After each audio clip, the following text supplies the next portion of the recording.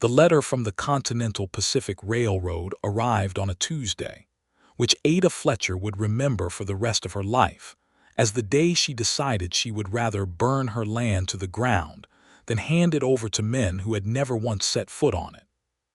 It had been 2 years since she buried Thomas Fletcher beneath the old cottonwood at the edge of the south pasture, and in those 2 years Ada had learned how to mend fence lines, how to negotiate with feed suppliers, how to look a hired hand in the eye when she told him his work was not satisfactory.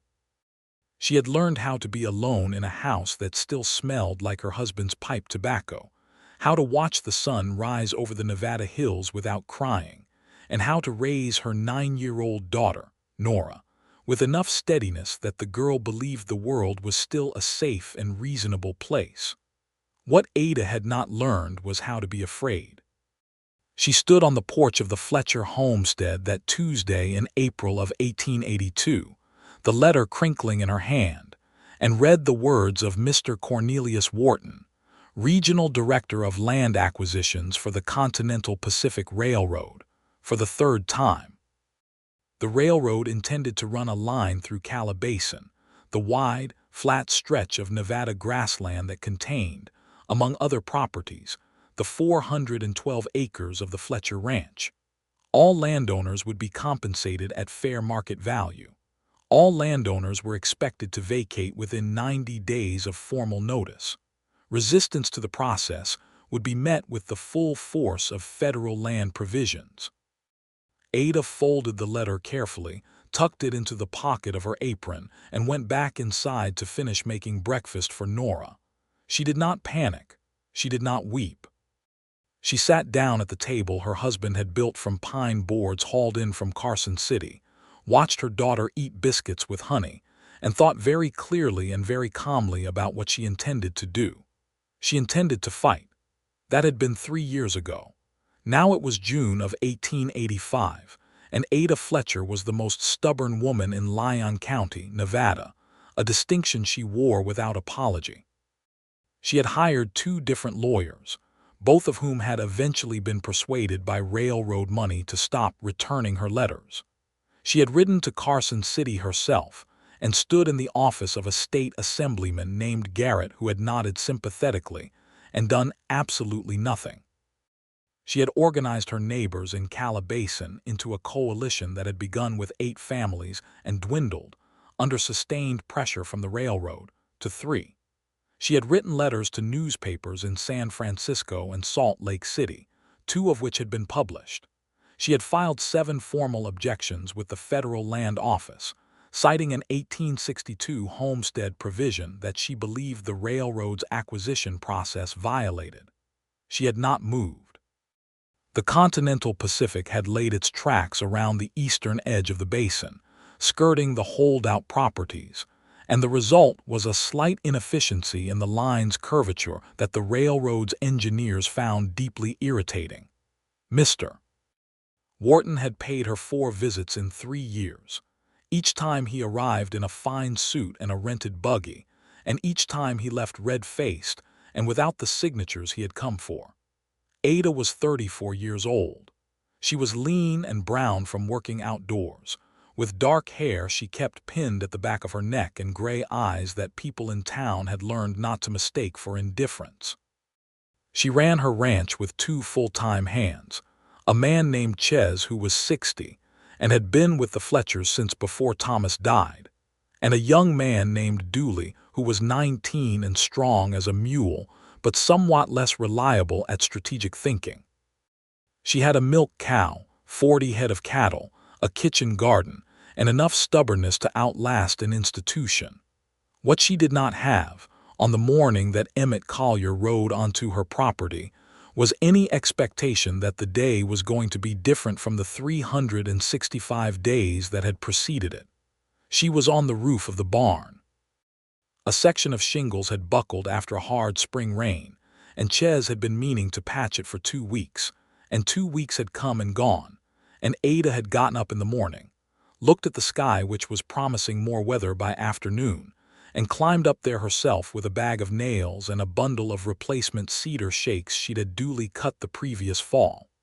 She was kneeling in the middle of the roof, hammer in hand, when she heard hoofbeats coming up the road. She straightened and shaded her eyes against the morning sun. The rider was alone. He came at an unhurried pace, as if he had been riding a long time and had made his peace with the distance remaining.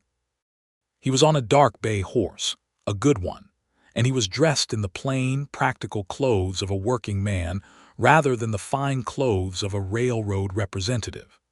He wore a battered hat with the brim curved low on the left side, and as he came closer, she could see that he was perhaps 36 or 38, with a face that had been weathered by sun and wind into something spare and angular.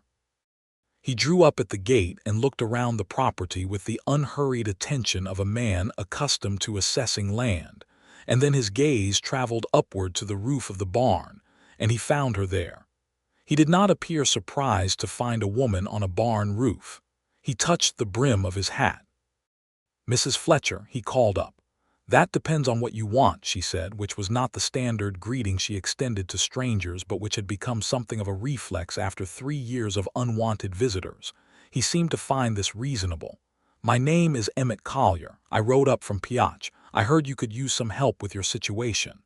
"Who told you that?" "Man named Jim Sayers. Runs a general store in Pioche.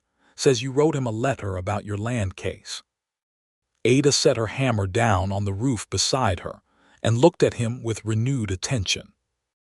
Jim Sayers was the brother of a land attorney in Sacramento she had corresponded with the previous year, a man named Paul Sayers who had also eventually stopped writing back. She had not expected Jim Sayers to pass her letter to anyone. "Mr. Collier," she said, "I have had a lawyer, 2 lawyers in fact, a state assemblyman, a federal land clerk, and a newspaper journalist all tell me they were going to help me with my situation. None of them did." "I know," he said. "I read about your case. The Sacramento piece. I also read your original filing with the land office, the one citing the 1862 provision." That surprised her. Very few people had actually read that filing, because it required locating the correct clerk at the land office and asking specifically for it, and most people found the bureaucratic process too tedious. "And," she said, "and I think you're right," he said. "I think the railroad's acquisition is on questionable legal ground, and I think there's an approach you haven't tried yet." She looked at him for a moment longer, calculating. Then she picked up her hammer and went back to her shingles. "Come inside when you've watered your horse," she said. "There's coffee." She finished the row she was working on before she came down from the roof, because she was not going to leave work half done on account of a stranger, no matter how interesting he seemed. When she came into the kitchen, she found that Nora had apparently intercepted him on his way to the well, because both of them were standing at the kitchen table, and Nora was showing him the map she had been drawing of the ranch for a school project.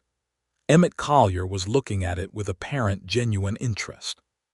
"She says the yellow is the south pasture and the blue lines are the creek," Nora announced when Ada came in.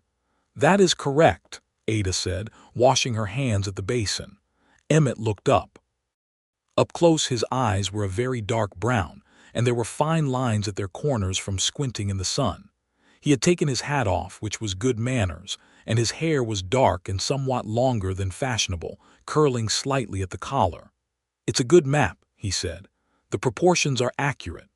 "I measured," Nora said, as if this were obvious. Ada poured coffee into 2 cups and set one in front of the empty chair across from Emmett and one at her own place. She nodded at Nora, who understood this as a signal to take herself outside for a while, and did so without argument, which told Ada that the girl had also taken the measure of the stranger and found him not alarming. "Tell me about this approach I haven't tried," Ada said, sitting down. Emmett wrapped both hands around his coffee cup. He had good hands, she noticed, broad and calloused, a working man's hands.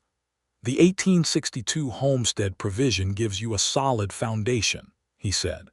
"But the railroad's lawyers have been arguing around it by claiming that the federal land grant that underpins the Continental Pacific's expansion supersedes it.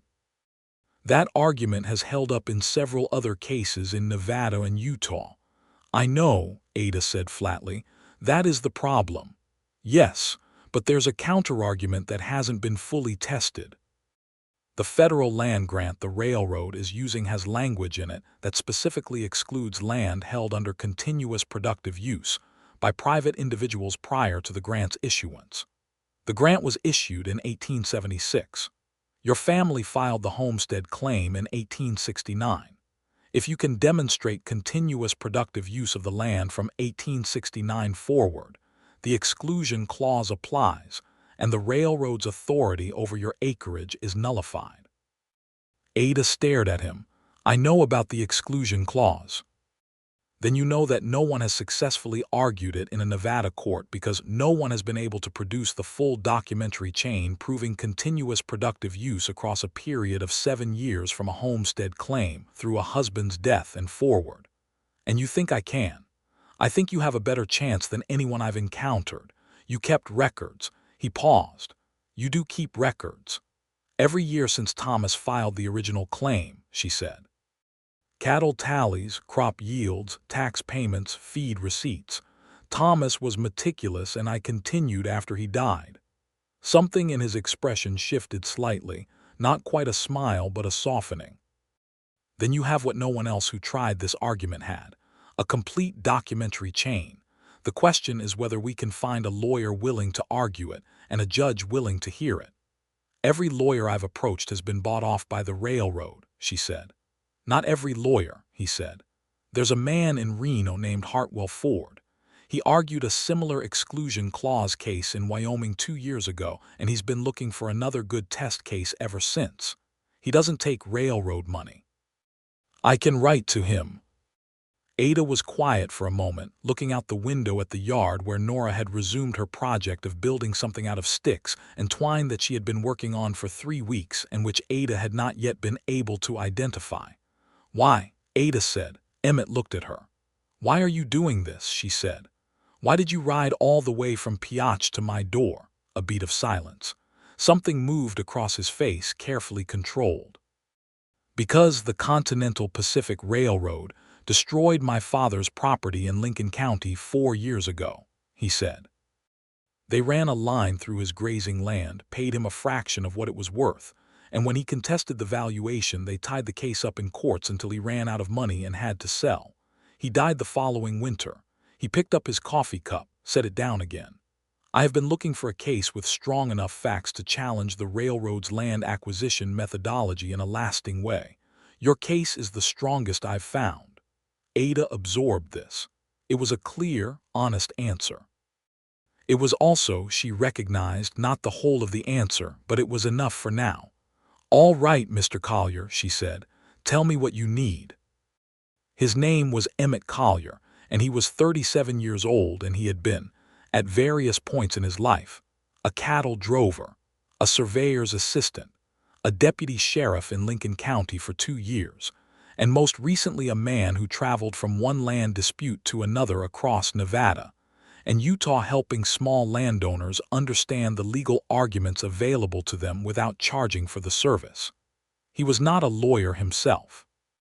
He made his living doing survey work on a contract basis, which kept him outdoors and kept him moving, and he had been moving for 4 years, ever since his father's land was taken and his father died, and there was nothing left in Lincoln County to stay for. He had a bedroll and a change of clothes in his saddlebag, a good rifle in the saddle scabbard, and a battered leather satchel that contained correspondence, court filings, copies of various federal land statutes, and a notebook in which he kept his own careful annotations. He had read about Ada Fletcher in a Sacramento newspaper, and then he had gone to the federal land office in Carson City and read her filings, and then he had written to Jim Sayers to ask for an introduction, and then he had ridden 3 days to get here. He had not expected her to be on the roof of her barn. He also had not expected the quality of directness she brought to a conversation, the way she looked at him as if she were simply reading what was true, without the social softening that most women of his acquaintance applied. He found it immediately and entirely refreshing. Ada offered him the use of the bunkhouse, which was currently occupied only by Ches, with Dooley preferring to sleep in the barn. Ches was a quiet, deliberate man who looked Emmett over with the thorough suspicion of someone who had watched his employer be disappointed by outside help before, and said only, "That bunk on the left has a loose leg, so don't lean your weight to the right side of it." Emmett thanked him and was careful with the bunk. In the first week, Emmett spent most of his time going through Ada's records. She brought them out in 2 wooden crates, 12 years of meticulous documentation, Thomas Fletcher's precise handwriting giving way partway through to Ada's own smaller, equally precise hand. Emmett sat at the kitchen table for 3 days going through them, making notes, building the documentary chain, and Ada sat across from him much of the time working on her own tasks, mending harnesses, writing her own correspondence, occasionally looking up to answer a question when he asked one. It was strange, having someone in the house in that particular way. Not in the social way that neighbors came and went, but in the daily, inhabiting way, the way that Thomas had occupied the space. Emmett did not do it obtrusively. He cleaned up after himself. He helped without being asked when help was needed. He spoke to Nora with the same seriousness he would have applied to an adult. But his presence was undeniable, solid, occupying a particular quality of space that Ada had thought was simply vacant since Thomas died and that turned out, apparently, to have been waiting. She pushed this thought down whenever it arose, which was more often than she was comfortable with. On the 4th day, Emmett found a discrepancy. "Ada," he said, and she looked up from the harness she was oiling. He had been calling her by her first name since the 2nd day, by unspoken mutual agreement, and she had been calling him Emmett, because surnames at every exchange felt unnecessarily stiff. "Look at this." He laid 2 documents on the table in front of her. One was a land tax receipt from 1878, the year Thomas died. The other was a letter from the Lyon County Tax Assessor's Office, dated 1879, questioning whether the 1878 taxes had been properly paid under the new owner's name. "I responded to that letter," Ada said. "I have the response." "I know," he said, "but look at the date. Your response is dated February 1879. The question is whether the railroad's attorneys know about this letter, because if they do they'll argue there was a gap in the ownership documentation." "There was no gap," Ada said, her voice sharpening. "I paid Thomas's taxes as part of his estate before they were even due. The assessor's letter was a clerical error. I wrote back, they confirmed it, that should be on record." "It needs to be in the chain explicitly," he said. "Do you have their confirmation letter?" She stood up and went to the back bedroom, which doubled as her office, and came back 3 minutes later with a letter from the Lyon County Assessor's Office dated March of 1879, confirming that the 1878 tax payment had been properly recorded under the estate of Thomas Fletcher pending transfer to Ada Fletcher. She put it on the table. Emmett looked at it and breathed out something that might have been relief. "Perfect," he said. "This closes the gap entirely." Ada sat back down. "Do you think the railroad's attorneys have this letter?" "I think they may have the 1879 question letter. I don't know if they found the confirmation." "We'll need to assume they have it and address it preemptively." She nodded slowly. "You're thorough," she said. "I learned from watching my father's case fall apart," he said evenly, without self-pity. She looked at him across the table in the afternoon light and something tightened briefly in her chest. She went back to oiling the harness. By the end of the 2nd week, Emmett had written to Hartwell Ford in Reno. He had also ridden into the town of Millhaven, the nearest settlement of any size, to send a formal letter to the Federal Land Office in Carson City, requesting the complete file on the Continental Pacific's 1876 land grant, specifically the exclusion clause provisions. He had visited the 2 other remaining holdout families in Calabasin, a farmer named Arthur Bridges and a rancher named Clement Walsh, both of whom he persuaded to share their own land records to build a broader argument about continuous productive use of the basin. He came back from the Walsh property on a Thursday evening to find that something had gone wrong. He could tell by the quality of silence in the yard, The way Ches was standing at the corner of the barn with his arms crossed, and the way Dooley was hovering near the house looking young and useless. Emmett dismounted and led his horse to the rail. "What happened?" he said to Ches. "Railroad men," Ches said. "3 of them. Came about 2 hours after you left, wanted to talk to Mrs. Fletcher." "Where is she?" "Kitchen." Emmett found Ada standing at the kitchen window, her back to the door, her arms folded across her chest. Nora was nowhere visible, probably sent upstairs. "Ches told me," he said from the doorway. "They sent a man named Garfield this time," she said, not turning around. "A lawyer, I think. He had a briefcase. He told me the railroad was prepared to improve its offer by 20%, and that if I did not accept within 30 days they would pursue condemnation proceedings. Condemnation proceedings would take considerably longer than 30 days, Emmett said. "I know that." She finally turned around, and her gray eyes were bright with something that was not quite anger and not quite fear, but some combination that sat between them. He also said something else. He said they were aware that I had engaged outside counsel, and that any attempt to relitigate the 1876 Land Grant Exclusion Clause would be vigorously contested, and that the railway would not hesitate to pursue counter-litigation for damages caused by the delay to their operations. Emmett was quiet for a moment. "That's a threat meant to frighten you, not a genuine legal strategy." "I know it is," she said. "I'm not frightened." She paused. "I am angry." "Good," he said. "Anger is more useful." She looked at him for a long moment, and then, unexpectedly, she laughed, a short, genuine sound. It changed her face entirely, opening something in it that the severity normally kept closed. Emmett felt the impact of it somewhere he had not expected. "Sit down," she said. "I'll make supper."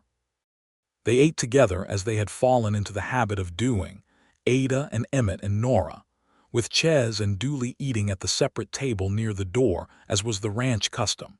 And Nora talked extensively about the stick-and-twine construction in the yard, which she revealed was a scale model of a telegraph relay station, a project she had undertaken after reading about the transcontinental telegraph line in one of the school books Ada ordered for her from Carson City.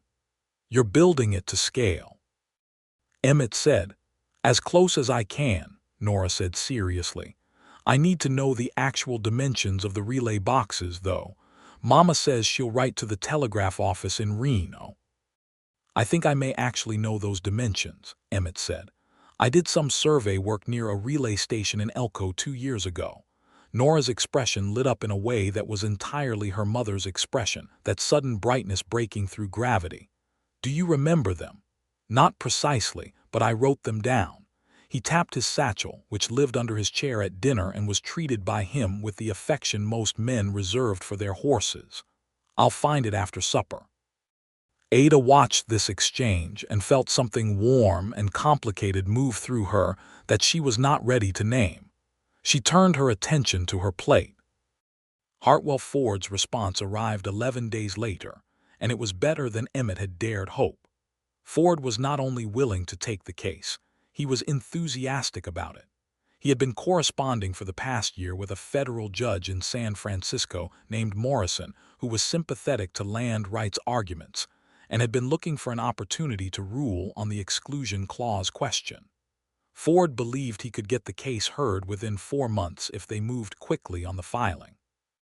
Ada read the letter twice at the kitchen table, Emmett watching her face. "He wants the complete documentary chain," she said, "which we have. He wants affidavits from Bridges and Walsh. I'll ride out and get them this week." She set the letter down. "He says there's a real chance," she said. "There's better than a real chance," Emmett said. "Ada, your documentation is exceptional. Most people who try to make this argument can't sustain it through the evidentiary requirements. You can." She looked up at him, and there was something in her expression that was naked for just a moment, something that had been held behind her composure for a very long time. "I have been fighting this for 3 years," she said. "I have tried to be careful about hoping, because every time something has looked promising it has come apart." "I know," he said quietly. "I can't let myself believe this will work until it does." "That's sensible," he said, "but I want you to know that I believe it will work. I'm not telling you that to be kind. I'm telling you because I've looked at every document in those crates and I know what we have." The nakedness was still there in her expression for another moment, and then she drew it back in and nodded and picked up the letter again and began making her list of what needed to be done. The affidavits from Bridges and Walsh were obtained. The documentary chain was assembled into a formal packet. Emmett rode to Reno at the end of July to meet personally with Hartwell Ford, a thin, precise man in his early 50s with an iron-gray beard, and a reputation for not sleeping much when he was preparing a case. The meeting lasted 2 days. Emmett came back with a list of supplementary materials Ford needed and a filing date of September 12th for the federal petition. The month of August was the busiest Ada could remember since Thomas died. She was simultaneously managing the ranch through the late summer work, which never relented regardless of legal proceedings, supervising Nora's studies, preparing the supplementary materials Ford had requested, and conducting her own private and unexamined process of noticing that Emmett Collier had become as natural a presence on the Fletcher ranch as the cottonwood at the edge of the south pasture. He worked. That was one of the things she noticed. He did not treat his presence on the ranch as a stay at a boarding house. He helped with the fence line. He helped bring in the hay. When Chez's back went out for a week in the middle of August, Emmett took on Chez's tasks without complaint or remark. He was good with horses in the specific way of a man who had spent a great deal of time with them, not showy about it but easy and instinctive. He and Chez had arrived at a mutual respect sometime around the 3rd week, expressed in the currency of practical men, which was to say that Chez began occasionally directing questions to Emmett that he would previously have handled himself, and Emmett answered them without making anything of it. Nora adored him, which was both flattering to him and somewhat alarming to Ada, who was aware that her daughter's attachment to the world was formed around gaps. There was the gap where her father should have been. Ada watched carefully to make sure that Nora understood the distinction between a helpful man passing through their lives and a permanent fixture, although she was less and less certain herself about which category Emmett occupied. One evening in mid-August, she came out to the porch after Nora was in bed and found Emmett sitting on the step, looking out at the basin in the last of the light. The Nevada sky was going to spectacular colors in the west, copper and rose dissolving into a deep blue that the evening star had just begun to inhabit. He was not reading, just sitting, which she had come to understand was how he processed things when there was a lot on his mind. She sat down beside him, close enough that she could feel the warmth coming off him after the day's heat. They were quiet for a while, which was also something they had developed, a conversational ease with silence that Ada had not experienced since Thomas. "Tell me about your father's land," she said. He was quiet for a moment before he spoke. "Southwest of Pioche, about 300 acres, ran cattle." "Not this well," he nodded toward the basin. "The land was rougher, but he loved it. He'd been there since '58, homesteaded it when there was nothing around for 60 miles, built every structure on it himself. And the railroad came. The railroad came. He picked up a small stone from the step, turned it in his fingers. He was 63. He had the energy and the stubbornness to fight, but he didn't have the documentation you have, and he didn't have anyone who knew the legal arguments well enough to help him use what he did have. He set the stone down. By the time the case fell apart and he sold, I think it had gone out of him, the fight going out of him. He died of a fever the following January, but I've always thought it was really the land he died of." "I understand that," Ada said quietly. He turned to look at her, and they were close enough that she could see the fine texture of his face in the low light, the way the day had settled in the lines around his eyes. "I know you do," he said. She looked away first, back out at the darkening basin. Her heart was doing something she had not given it permission to do, moving in a way that was slightly alarming and simultaneously undeniably correct. "Emmett," she said. "Yes." When this case is over, what do you do? He was quiet for a beat. I haven't thought much past the case, he said. You should think about it, she said, and she was aware as she said it that she was not being entirely neutral on the subject, but she was not yet ready to say anything more direct than that. I'll think about it, he said, and she could hear in his voice that he understood she had said something she had not quite put into words. They sat on the porch until full dark came and the stars assembled themselves across the Nevada sky in their careless abundance. And then Ada said good night and went inside, and Emmett sat outside for a while longer, listening to the basin settle into the night, and thought about things he had not thought about in 4 years. September came, and with it 2 things that happened nearly simultaneously. The first was that Continental Pacific sent Cornelius Wharton himself, the regional director, for his 5th visit to the Fletcher Ranch. Wharton was a heavy-set man in his middle 50s with mutton-chop whiskers and the manner of a man accustomed to absolute success. He arrived in his best buggy and brought with him a young man who was clearly his personal attorney, and he sat down at Ada's kitchen table with the air of someone concluding an unpleasant but minor formality. Emmett was present at the table, which was a change from Wharton's previous visits. Wharton took in his presence and did not address him directly, which was a mistake. Mrs. Fletcher, Wharton said, spreading his hands on the table in a gesture of expensive reasonableness, I am here today to offer you final terms. The Continental Pacific is prepared to offer you 150% of assessed value for your property, which by any measure is a generous resolution to this matter. I strongly encourage you to consider it. I'm not interested in selling, Ada said. Mrs. Fletcher, Wharton's tone shifted towards something that wanted to be patience but was actually condescension. I understand the emotional attachment, truly I do. But you must appreciate that the railroad has every legal right to this corridor and has been extraordinarily patient with your resistance. The alternative to accepting our offer is condemnation proceedings, which will take years, which will cost you more than the property is worth in legal fees, and which you will ultimately lose. Actually, Emmett said from across the table pleasantly, that's not accurate. Wharton looked at him for the first time. I'm sorry, and you are. Emmett Collier. I've been assisting Mrs. Fletcher with her land case. Your condemnation argument assumes the 1876 federal land grant supersedes the 1862 homestead provision, which was a workable position until Mrs. Fletcher retained Hartwell Ford to file a federal petition challenging that assumption on the basis of the exclusion clause in the grant itself.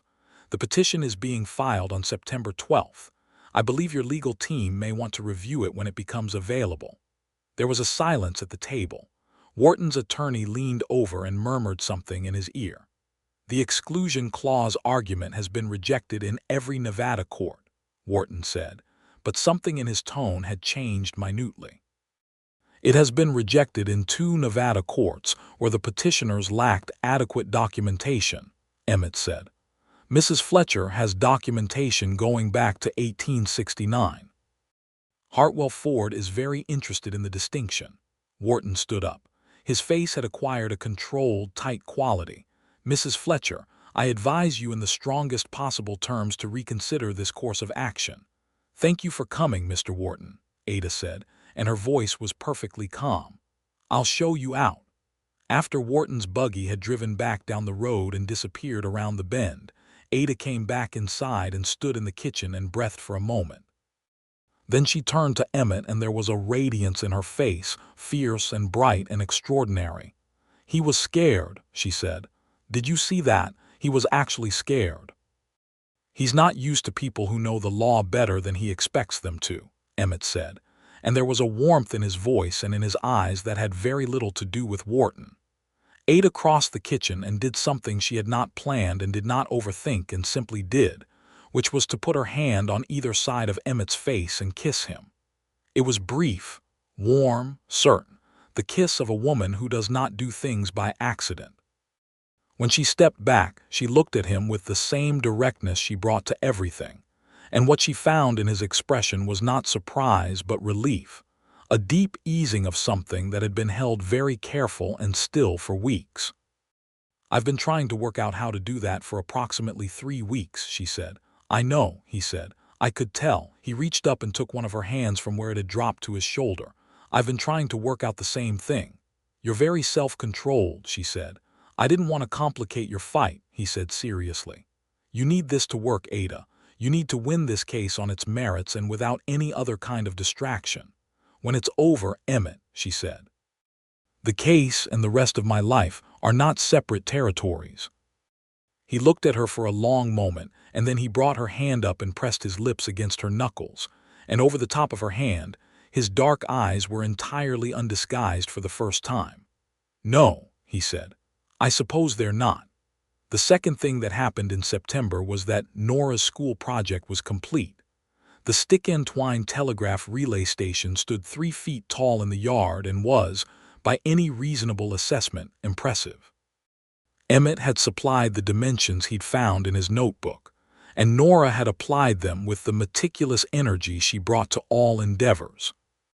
When her teacher, a patient woman named Miss Carver who rode out from Millhaven once a week to conduct lessons for the Basin's children, came to assess it, she stood looking at it for a long time, and then told Nora it was the most thorough project she had seen in 10 years of teaching.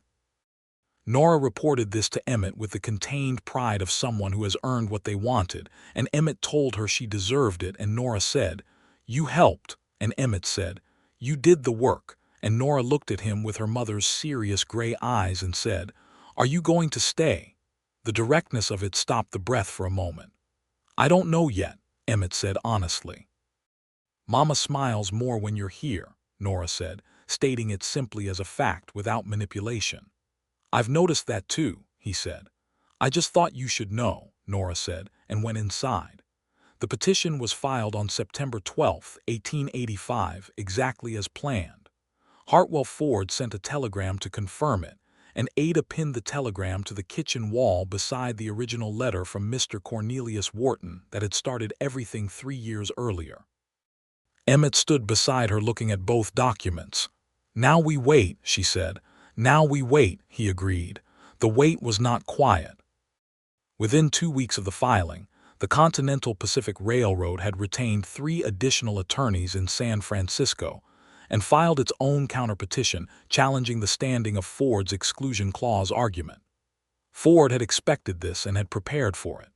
The legal exchange moved through October, and Emmett was kept busy tracking each filing, advising Ford through correspondence, and ensuring that no documentation gaps appeared in Ada's chain of evidence. In the middle of this, Arthur Bridges came to the ranch on a gray October afternoon wearing an expression that Ada knew immediately meant trouble. "I'm signing," Bridges said, standing in the yard, unable to quite meet Ada's eyes. "The railroad made an offer I can't refuse. My oldest boy broke his leg last month. The medical bills are more than I have, and they came in at 200% of assessed value." He looked up then, and his face was miserable. "I'm sorry, Ada. I held out as long as I could." Ada was quiet for a moment. Then she stepped forward and put her hand on Bridges's arm. "Arthur," she said gently, "you've held on for 3 years. You have nothing to apologize for." After he left, she stood in the yard for a while. Emmett came and stood beside her. "It doesn't affect your case legally," he said quietly. "Ford's argument is built on your documentation, not on Bridges. Walsh is still holding." "I know," she said. She was looking out across the basin, at the golden-brown grass moving in the October wind, at the line of the hills against the sky. "I just keep thinking about how many people the railroad has ground down. Arthur and his wife built that place with their own hands, and now it's going to be a right-of-way." He didn't offer false comfort. He stood beside her in silence, and after a while his hand found hers, and they stood like that for a time, Ada and Emmett, looking out at the land she had fought for, and the sky above it, and the distant smudge of smoke from Bridges's chimney which would in some months be extinguished for good. October moved to November. The legal exchange continued. Ford informed them that Judge Morrison in San Francisco had agreed to take the case for a hearing, which was an enormous development. The hearing was set for February 14, 1886. In November, something changed between Ada and Emmett, not suddenly but with the steady inevitability of a season turning. It happened across small moments. The evening she fell asleep over her accounts and woke to find a blanket arranged over her shoulders and Emmett reading quietly across the table. The morning he rode back from Millhaven with a book he'd seen in the general store window that he thought she would like, a collection of natural history essays, because he had noticed her 3 weeks earlier mentioning that she missed reading. The afternoon he found her crying in the barn, not dramatically but quietly, the way people cry when they've been holding things together for a very long time and the body insists on its due, and he simply sat down in the hay beside her and was present without making it into anything it didn't need to be. "I'm all right," she said, wiping her eyes. "I know you are," he said. "It's just been a long 3 years," she said. "Yes," he agreed. She leaned against his shoulder, and he put his arm around her, and they sat in the hay with the horses moving quietly in their stalls and the smell of winter coming through the cracks in the boards. And Ada thought that this was what she had missed most in the 2 years since Thomas died. Not the grand things, but the simple ones. The weight of another person. The fact of not being alone in the barn when the crying came. She turned her face up and looked at him, and he looked down at her, and he kissed her very gently, and she kissed him back. And outside the Nevada wind came down from the hills with the first real cold of the season. December brought snow to the basin, not deep but sustained, turning the yellow grass white and making the ranch work harder and the evenings longer. The children of the basin were out of regular schooling for the worst of the weather, so Nora was home full days, which meant that the kitchen was more lively than usual, and supper more elaborate, and evenings were accompanied by Nora reading aloud from her school books in a way that was nominally practice but was actually a form of performance for an audience she wanted. Emmett was an excellent audience. He asked questions at the right moments. He added things he knew. He argued gently with Nora's conclusions in ways that were clearly intended to make her sharpen her thinking, and Nora responded to this with a fierce delight that Ada recognized as her own intellectual character reflected back in a 9-year-old. On a cold December evening, Ada and Emmett were sitting by the fire after Nora had gone to bed. Ada was sewing and Emmett was writing a letter to Ford. The fire was doing its best work, and the cold outside made the room feel sealed and private. "Emmett," Ada said. "Yes." She put down her sewing. "I don't want you to leave after the case." He set his pen down and looked at her. The fire moved in the room between them and across their faces. "I don't want to leave," he said simply. "Then don't." "Ada," he turned his chair to face her more fully. "I want to be clear with you. I don't want to be a man passing through. I don't want to be a situation you manage because it's useful and then wind down when the usefulness ends. If I stay, I want to stay."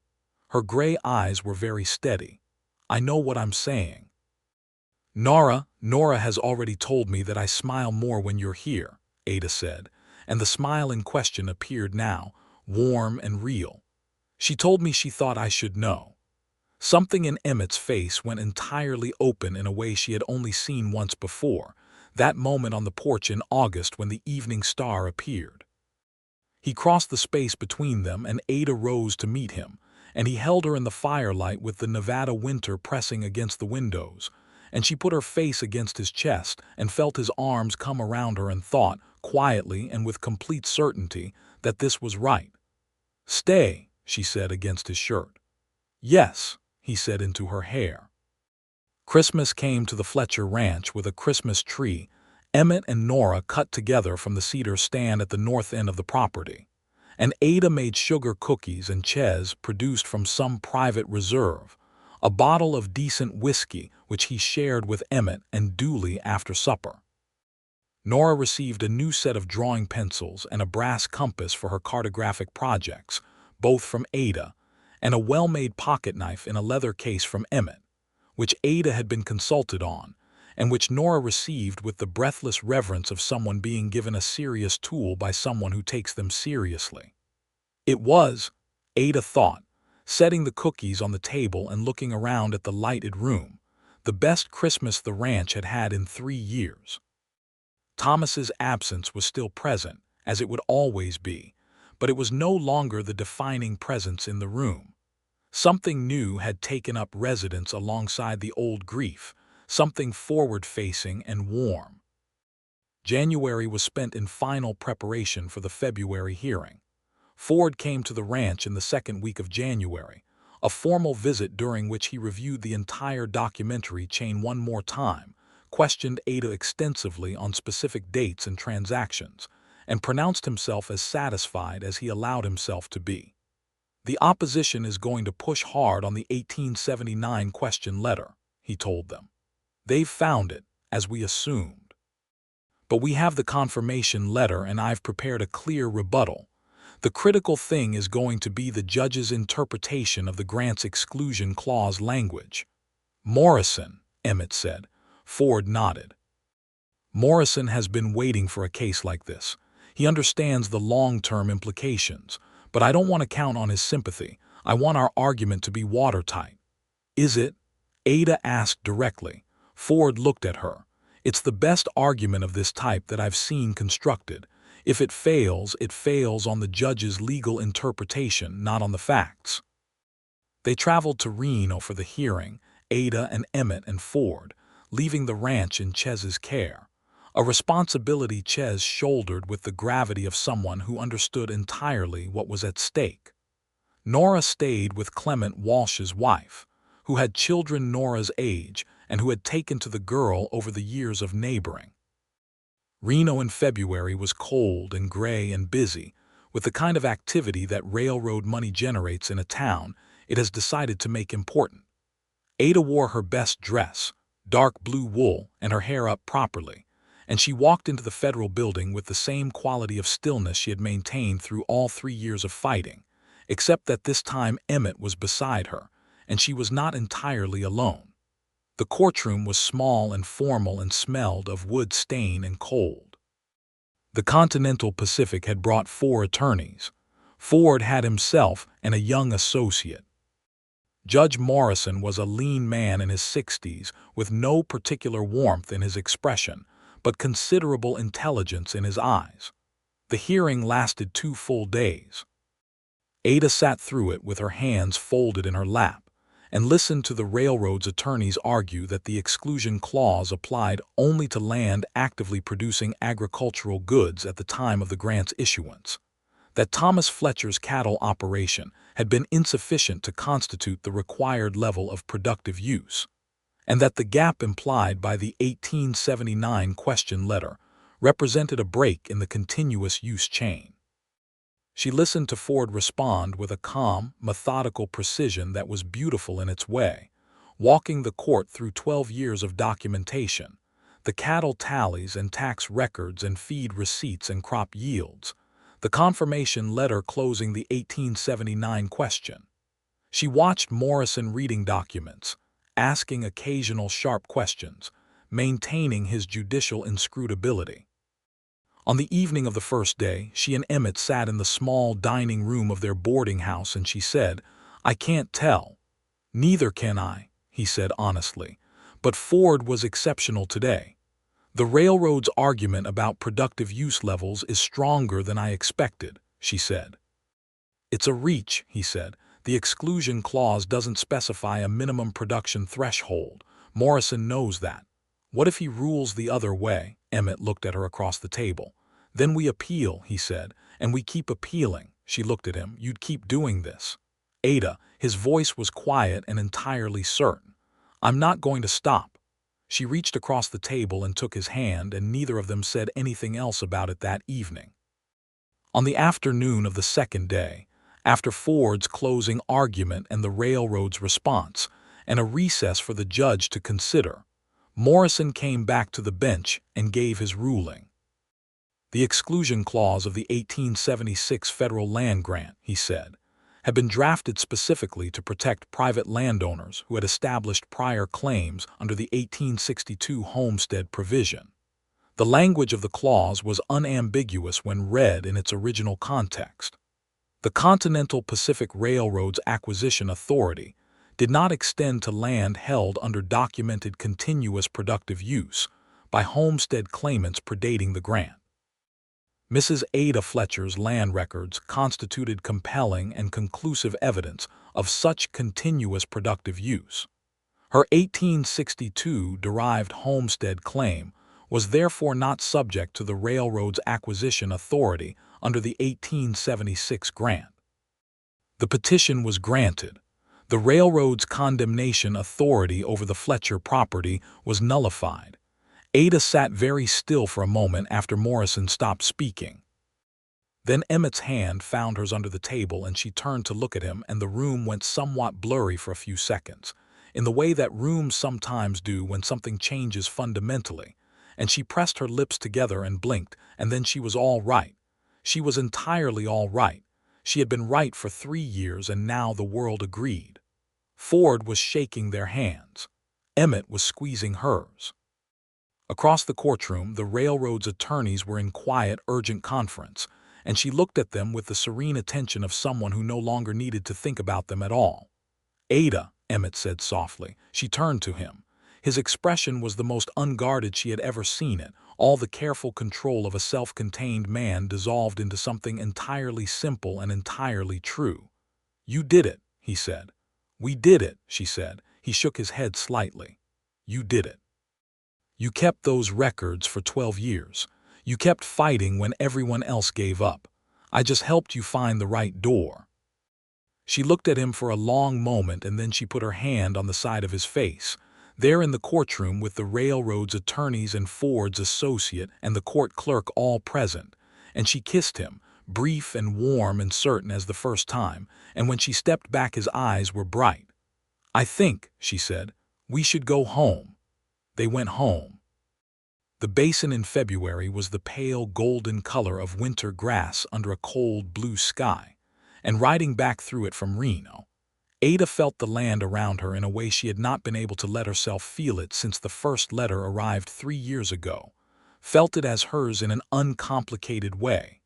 The hills and the creek, and the 412 acres of it, all belonging unmistakably to where she stood. Ches met them at the gate, and Ford's ruling had apparently preceded them somehow, the way news does in communities where people are paying close attention, because Ches's face was doing something it almost never did, which was approaching the territory of a smile. "I heard," he said. "We heard you heard," Emmett said, and Ches made a sound that was, definitively, a laugh.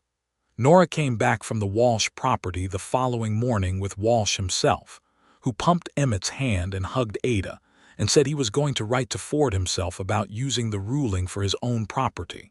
And Ada told him that Ford had already indicated the ruling would be precedent-setting, and that Walsh's situation would now be considerably easier to resolve. The spring came slowly to the basin, the way Nevada spring always does, reluctantly and beautifully, the grass going from pale gold to green, and the creek running high with snowmelt, and the air carrying that particular quality of cold and warm mix that is the specific character of high desert spring. On a morning in early March, Emmett found Ada at the south pasture fence where Thomas was buried, standing with her hand on the cottonwood. He hung back, not wanting to intrude, but she heard him and turned and gestured him forward. He stood beside her at the simple wooden marker, reading Thomas Fletcher's name and the dates. "He would have fought the same fight," Ada said. "He was stubborn in the same direction I am. It's one of the reasons we suited each other." "He sounds like a good man," Emmett said. "He was," she said simply. "He was a very good man." She was quiet for a moment. "I want you to know that loving you doesn't mean I have stopped loving him. They are not in competition." Emmett was quiet for a moment. "I know that," he said. "And I wouldn't want it any other way. He's part of who you are. He's part of what you built here." She looked at him with her gray eyes in the spring morning light, and reached for his hand. They stood at the cottonwood for a while, the three of them in the way that can happen when the living hold the dead with sufficient gentleness, and then they walked back to the ranch. Emmett asked Ada to marry him in April, which was perhaps not poetic timing except that April in Calabasin was when everything came back into itself, and when the ranch was most vividly alive. And he was not a man who thought in poems but in practical truth. And the practical truth was that every morning he woke up in the bunkhouse and looked at the sky and thought about Ada Fletcher and knew with perfect clarity what he wanted the rest of his life to look like.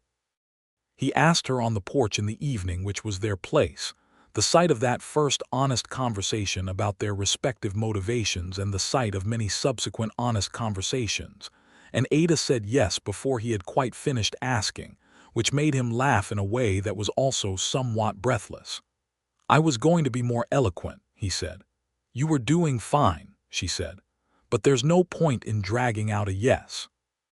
They were married in June of 1886, in the yard of the Fletcher Ranch, with Ches and Dooley and the Walsh family, and Nora in a dress she had objected to wearing but which she had to admit was very nice, and Miss Carver the teacher and the minister from Millhaven, and a scatter of other neighbors.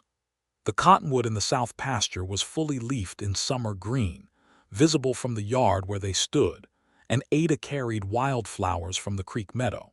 She did not take Emmett's name in place of Fletcher. She took it in addition, Ada Fletcher Collier, which felt exactly right. One name for everything that had been, and one name for everything coming. Emmett had, by that point, given up the itinerant survey work. He and Ada had discussed what they both wanted, the way people discuss things when they are genuinely in partnership, and what emerged was this. The ranch was already Ada's domain, and she knew it completely, and Emmett's knowledge of land law and land survey had a real value to the community of small landowners in the basin and beyond who were still, in 1886, under varying degrees of pressure from various railroad and commercial interests. They agreed that Emmett would formalize his work as something more organized, not a law practice, since he was not a lawyer, but an advisory operation for land rights cases, working alongside attorneys like Ford and using the Fletcher ruling as the foundation for future arguments. The ruling was already having effects. Walsh's situation was resolved in his favor within 4 months of their victory, using the precedent Ford had established. 2 other cases in Nevada cited the ruling in their own petitions. A land rights newspaper in San Francisco published a lengthy piece about the Fletcher case, naming Ada as the central figure and Emmett as the legal strategist, and this brought correspondence from homesteaders and small ranchers from across Nevada, Utah, and Idaho. Ada answered every letter. The summer of 1886 was good. The ranch work was good. The evenings on the porch were good. Nora entered a new phase of adolescence in which she was alternately very adult and very 10 years old, and navigating this was interesting, and Emmett navigated it with the same steady, direct approach he brought to everything, never trying to replace Thomas but simply being himself and being present, and Nora responded to this with a quiet, growing trust that eventually expressed itself in the way she began occasionally calling him Papa, not consistently, not formally, but in certain unguarded moments that she seemed not to notice, and that Emmett treated with careful and complete normalcy so as not to make her self-conscious about it. In the autumn of 1886, Ada told Emmett she was pregnant. She told him in the kitchen on a Wednesday morning, matter-of-factly, the way she told him things, and he sat very still for a moment, and then he stood up and came around the table and held her, and she could feel that his breathing had done something complicated. "Are you all right?" she said. "Yes," he said, his voice somewhat uneven. "I'm better than all right." He pulled back enough to look at her. "Are you?" "I am," she said, and she was. She had not been certain how she would feel about it, the complicated territory of a new life alongside an older grief, but what she found was that she was entirely well, that her body's certainty had preceded her mind's reckoning, and that the prospect filled her not with anxiety but with the same forward-facing warmth that had been growing in her since that evening in August when Emmett sat on her porch and told her he thought she was right. Nora's response to the news was characteristic. She asked several detailed questions about the biological process of infant development, declared that she intended to teach the baby to do proper cartography as soon as it was old enough to hold a pencil, and went back to her current project, which was a detailed map of all the water sources in Cala Basin. In the spring of 1887, Ada gave birth to a boy they named Thomas James Collier. Thomas for the man Ada had loved first, and who had built everything the boy would inherit, and James for Emmett's father, whose land had been taken but whose son had found a way to make something of the loss.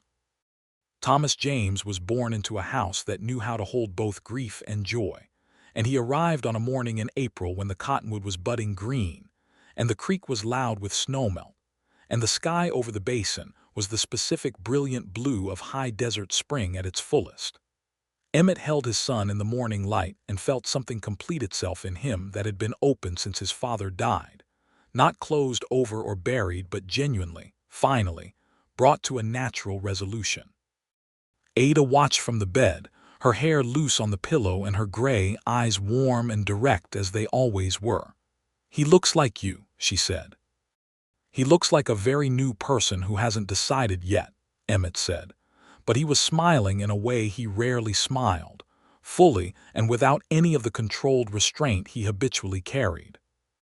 "Let me have him back," Ada said, and Emmett carefully transferred the small, warm weight of Thomas James Collier into his mother's arms and sat on the edge of the bed and put his arm around Ada, and she leaned into him. And for a long time they were simply that, the three of them in the morning, the ranch going on around them as ranches do. Nora came in from where she had been waiting in the hallway with poorly concealed impatience and looked at the baby with the scientific thoroughness she brought to all new phenomena. "He's quite small," she said. "He'll get larger," Ada said.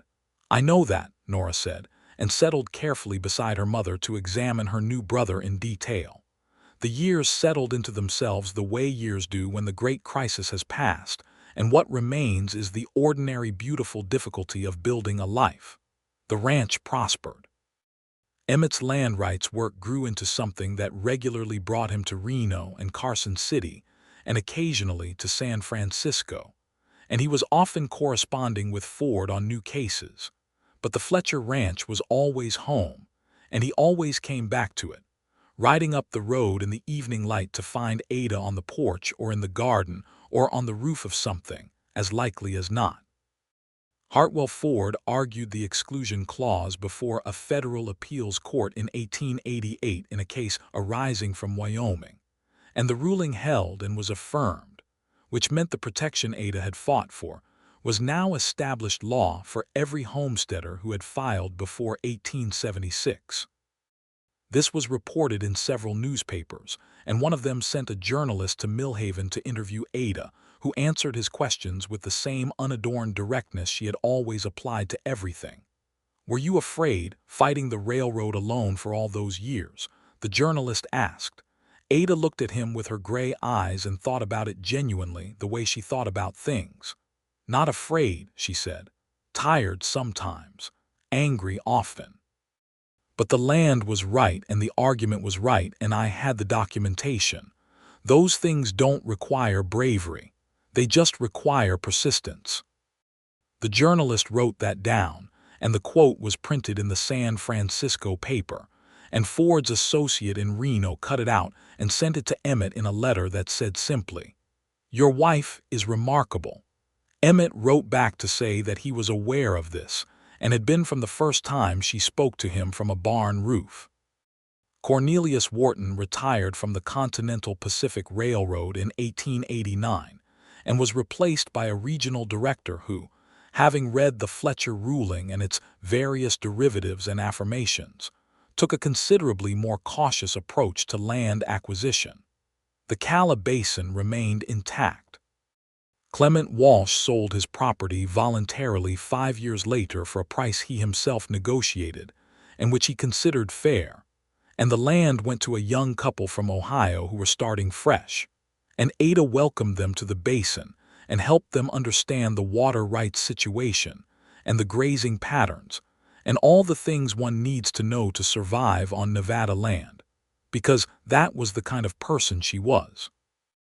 Thomas James grew into a boy who had his father's dark eyes and his mother's quality of stillness, a combination that produced in him a person of considerable interior life, who expressed it primarily through long independent excursions on horseback across the basin, and through an unexpected talent for drawing, a gift he had gotten somewhere from both sides, and which Nora encouraged with the enthusiasm of someone who had always preferred maps to pictures, but could recognize the value of both.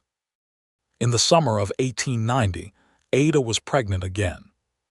This time she told Emmett in the garden because they were weeding the kitchen garden together, which was one of the tasks they had come to share in the particular way that long-married people share tasks, silently, in parallel, comfortably intertwined.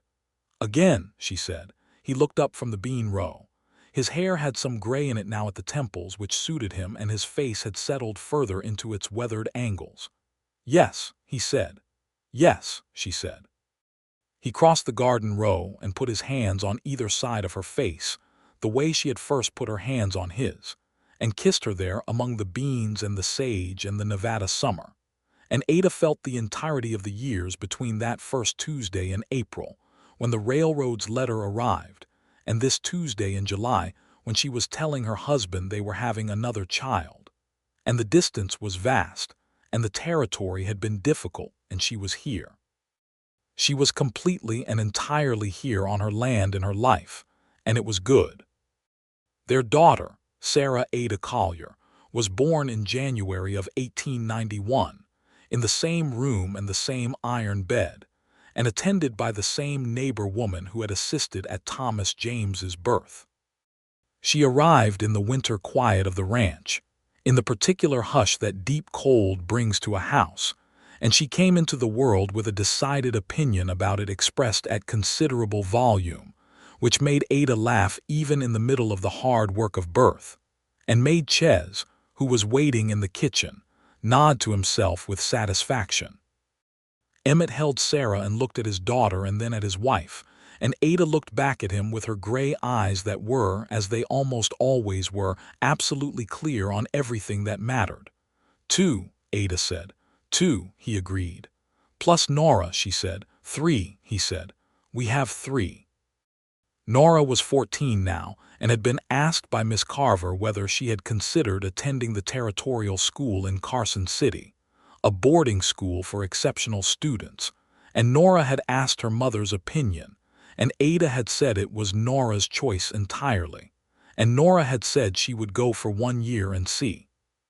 She went for 1 year and wrote a letter home every week without exception, letters full of dense observation and analysis that Ada read aloud at dinner, and that Thomas James listened to with the rapt attention he paid everything his sister said. At the end of the year, Nora came home and said she was going back for a 2nd year, and then a 3rd, and she finished her schooling and came home for the summer before announcing that she had been offered a place at the University of Nevada, which had opened in Reno the previous year, and that she intended to study land surveying.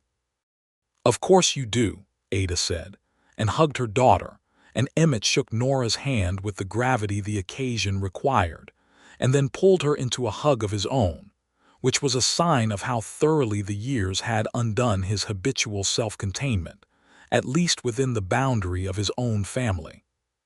There was a period, in the middle years of the decade, when Emmett's land rights work brought him into correspondence with a lawyer in Washington who was working on federal homestead protection legislation, an effort to codify into permanent statute the protections that the Fletcher ruling and its successors had established through case law. Emmett spent 2 weeks in Washington in 1892 consulting on the legislation, the farthest he had been from the ranch since before he had found it. He wrote to Ada every 3 days, letters that were direct and factual about the work, and then direct and less factual about how much he missed the ranch and her and the children, particularly at night when the Washington boarding house was quiet, and there was no basin wind to speak of, and the sky was not the right kind of sky. Ada wrote back. Her letters were vivid with the daily life of the ranch, Thomas James's newest equestrian adventure, Sarah's developing personality which at 18 months was already formidable, the state of the fence line, the quality of the spring grass. They were also, at certain points, very direct about what she missed, and these passages made Emmett read them twice and then fold them very carefully back into their envelopes and think about the journey home with considerable concentration. He came home in the third week of his expected stay, a week early, and Ada was in the kitchen garden when she heard his horse on the road and came to the gate, and he was barely down before she had her arms around him, which was not her usual mode of greeting but which felt in the moment entirely necessary, and he held her in the yard while Thomas James stood in the background performing a creditable impression of someone not watching. "You're early," she said. "The work was done," he said into her hair. "Was it?" "Close enough," he said. The legislation passed in 1893, and the Fletcher case was cited in the Congressional Record as the foundational precedent for the homestead protection provisions. A copy of the record entry arrived in Millhaven, addressed to Ada Fletcher Collier, forwarded from the Federal Land Office in Carson City, where someone had taken the trouble to clip and mail it. Ada pinned it on the kitchen wall beside the original letter from Cornelius Wharton that had started everything and the telegram from Ford announcing the filing and now this last document, the end of the chain. She stood looking at the wall for a while one morning, Emmett behind her with his coffee. "Is it done?" she said. Not unhappily, simply asking. "I think the formal fight is done," he said. "The land is protected. The law holds it." She turned around and leaned against the kitchen counter and looked at him with her gray eyes in the morning light that came through the kitchen window across all the ordinary beautiful objects of their life, the cups, the lamp, the map Nora had drawn of the ranch that now hung properly framed where Nora's original school project had once stood. "I started fighting because I had to," Ada said. "I didn't know what I was doing, not really. I just knew I wasn't going to let them take it. That was enough to start with," Emmett said. "You made it into something more than stubborn persistence," she said. He set his coffee down and came and stood before her. He was 46 years old now and she was 43, and they had been married 7 years, and the sum of it lived in both their faces in the way of good things, not erasure but accumulation. "You made it into precedent-setting law," he said. "I just read the documents." She looked at him for a moment, and then she smiled, full and warm and direct, the smile that had first undone him when he was sitting at her kitchen table going through 12 years of land records. "I think," she said, "that's a fairly significant contribution." "I think so too," he said, and kissed her in the morning kitchen light with the coffee going cold and Sarah making noise from the upstairs room where she had woken from her nap, and Thomas James's voice audible from the yard calling to Ches about something to do with the horses, and the Nevada sky wide and blue beyond the window over the land Ada Fletcher had refused to surrender. Ches was 68 now and working half days, a compromise he had resisted and finally accepted, and Dooley had grown into a steady man of 32 who had married a woman from Millhaven, named Bess, and built a small house on the eastern edge of the property with Ada and Emmett's blessing. And between the four of them, the ranch ran with the efficiency of a well-understood partnership. Thomas James, at 12, was already as useful as a grown hand, with his mother's instinct for the land and his father's methodical approach to the understanding of it.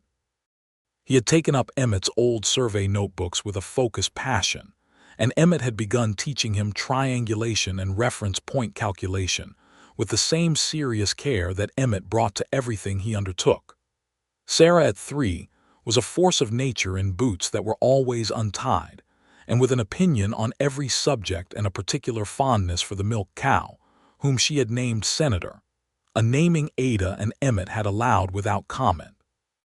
Nora came home from the university in the summers and sometimes at Christmas, and her letters continued to arrive with reliable regularity, full of the world she was encountering, the expanding discipline of professional surveying, the landscape of Nevada from scientific angles she was learning to read, the people she was meeting. In the summer of 1893, she brought home a young man, a fellow student named Robert Garner who was studying civil engineering, and introduced him with the same matter-of-fact directness her mother had always applied to important announcements. Ada looked at him with her gray eyes and asked him what he thought of the basin's water table situation, and Robert Garner, somewhat startled, turned out to have a thoughtful and well-informed answer, and Ada decided he would do. Emmett asked him what he intended, and Robert, clearly having been prepared by Nora for this, answered with admirable clarity. Emmett decided the same. Nora and Robert were engaged by Christmas and married the following summer in the same yard, under the same Nevada sky, with roughly the same community of neighbors, and now the additional presence of Thomas James standing very straight in his good suit, and Sarah asleep in Bess's arms during the ceremony, and Ches at the back with his arms folded looking satisfied with the general state of things. Ada stood beside Emmett and watched her daughter marry a man who looked at her the way Thomas had once looked at Ada, and the way Emmett still looked at Ada, with the specific attention of someone who has found the right person and knows it and plans to keep knowing it. She felt Emmett's hand take hers and she held it, there in the summer yard with the cottonwood visible over the south fence line, and all the years and all the fighting and all the love that had come out of both arranged around her like a landscape she had earned. "She looks like you," Emmett said quietly. "She looks like herself," Ada said, "which is the best thing she could look like." He turned his head to look at her and she looked back, and between them was the whole of it. The Tuesday in April with the railroad's letter, the barn roof, the kitchen table and 12 years of records, the porch and the evening star, the courtroom in Reno and the judge's ruling and the ride home through the winter basin, and all the mornings and evenings that had accumulated since, ordinary and extraordinary and entirely theirs. "Ada," he said. "Emmett," she said. "I'm glad I rode up from Pioche," he said. She turned back to watch her daughter, who was saying the words that would change her name and begin the next great chapter of her life, and she was smiling so fully and so genuinely that the gravity that lived in her face was entirely undone. "I'm glad, too," she said. The sun went down over Calabasin the way it had for all the years of Ada Fletcher's life on that land, turning the hills copper and rose, the sky going to that deep blue where the evening star came first and brightest, and the basin lay below it all, intact, whole, belonging to the people who had built their lives upon it and refused to let it be taken. It was all of it exactly as it should be.